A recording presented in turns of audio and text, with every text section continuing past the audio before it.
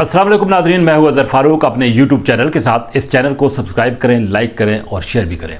सबसे बड़ी और अहम खबर आज ये है कि army chief general Asim Munir ने कौमी असम्बली के कौमी सलामती से मुतल्लिक इन कैमरा इजलास में शिरकत की। DGISI भी थे, DG मिलिट्री ऑपरेशन भी थे और दीगर आला हुक्काम भी सिक्योरिटी से रिलेटेड थे, जिन्होंने तफसीली तौर पर ब्रीफ किया मुल्क की मौजूदा सिक्योरिटी की सूरत हाल के हवाले से और दहशतगर्दी के खिलाफ जो ऑपरेशन जारी हैं उस हवाले से और मुस्तकबिल की जो मनसूबाबंदी है उस पर भी।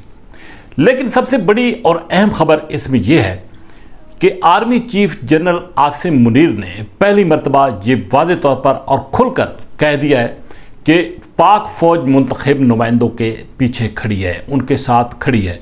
और उन्होंने ये भी कहा है कि ना नया ना पुराना पाकिस्तान बल्कि हमारा पाकिस्तान, और इसी को लेकर आगे चलना चाहिए। ये बड़ा एक वाज़ेह और क्लियर मैसेज था। तीसरी जो उन्होंने बात की है, उन्होंने कहा कि दहशत गर्दों को जिनको माजी में पिछले दौर में यहाँ पे बसाया गया मुज़ाकरात करके, उन्हीं की वजह से पाकिस्तान के सिक्योरिटी हालात ख़राब हुए और वही दहशतगर्दी के वाक़यात का सबब बढ़ रहे हैं। तो ये एक चार्जशीट थी पिछले दौर हुकूमत के ख़िलाफ़ और उस पॉलिसी के ख़िलाफ़, उन लोगों के ख़िलाफ़ जिन्होंने उस पॉलिसी में हिस्सा लिया था। जो पहली बात मैंने की है कि army chief general Asim Munir जब से आर्मी चीफ बने हैं उस वक्त से वो मुकम्मल तौर पर खामोश थे और ये वाज़ेह तौर पर कहा जा रहा था कि आर्मी चीफ मुकम्मल तौर पर गैर जानिबदार हैं।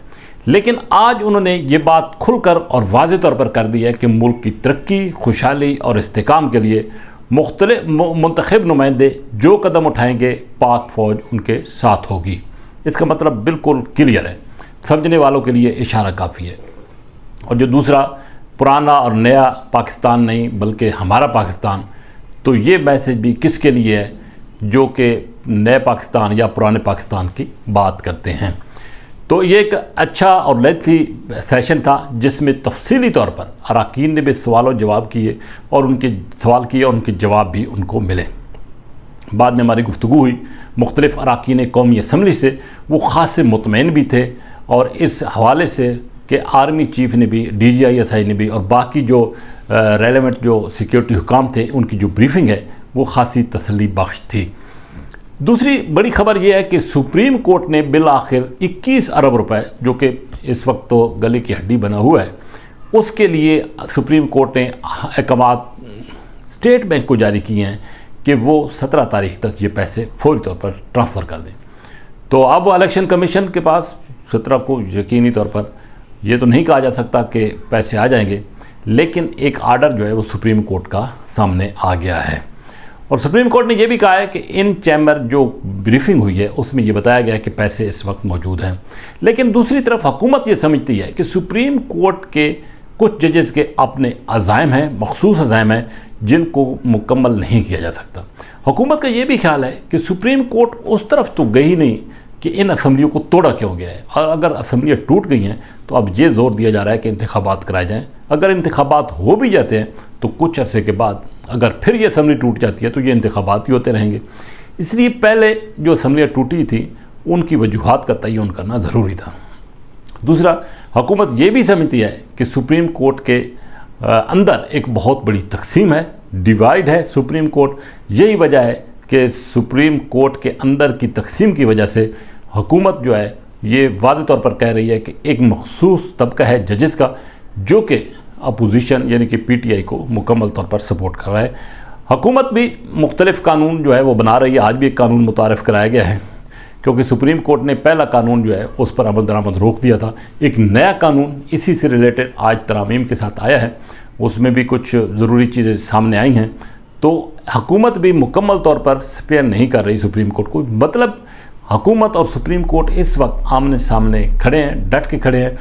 लेकिन आर्मी चीफ का जो आज मैसेज है मुंतखब नुमाइंदों का मुकम्मल तौर पर साथ देने का और आइन के साथ खड़ा होने का, वो भी एक क्लियर मैसेज है और वो किसके लिए वो सबको मालूम होना चाहिए। तो बहरहाल आइंदा आने वाले दिनों में ये जंग, जैसा कि पहले भी मैं कह रहा हूँ, कि बढ़ती हुई नज़र आ रही है। एक फ़रीक को पीछे हटना होगा। ये ठीक है कि 90 दिन के अंदर इंतखाबात आइन के अंदर मौजूद हैं कि कराने चाहिए, लेकिन हुकूमत का जो मौक़िफ़ है वो भी अपनी जगह बजाय कि ये अगर असम्बलियाँ ना टूटती तो कोई ज़रूरत नहीं थी। और पाकिस्तान के जो मुआशी हालात हैं वो भी इस कदर बेहतर नहीं है। इसहाक डार का आज दिन था। इसहाक डार साहब को बड़ी कामयाबी हुई है। UAE ने $1 अरब की कमिटमेंट दी है, जबकि 30 करोड़ डॉलर चीन की तरफ से स्टेट बैंक को मौसूल हो चुके हैं। तो आने वाले दिनों में IMF के साथ ये मामला कंप्लीट होने जा रहे हैं। इस हवाले से जो IMF के साथ हुकूमत मुज़ाकरात कर रही है, इसको कोई तनकीद नहीं कर सकता, क्योंकि हर हुकूमत इसका हिस्सा रही है। PTI ने भी इस हवाले से कोशिश की थी, लेकिन बाद में जब IMF की शराइत पर अमल नहीं हुआ तो उस वक्त हालात ख़राब हुए और उसका खमियाजा इस हुकूमत को अभी तक भुगतना पड़ रहा है। महंगाई जारी है और IMF के साथ जो मामला चल रहे हैं उसकी वजह से मज़ीद होगी।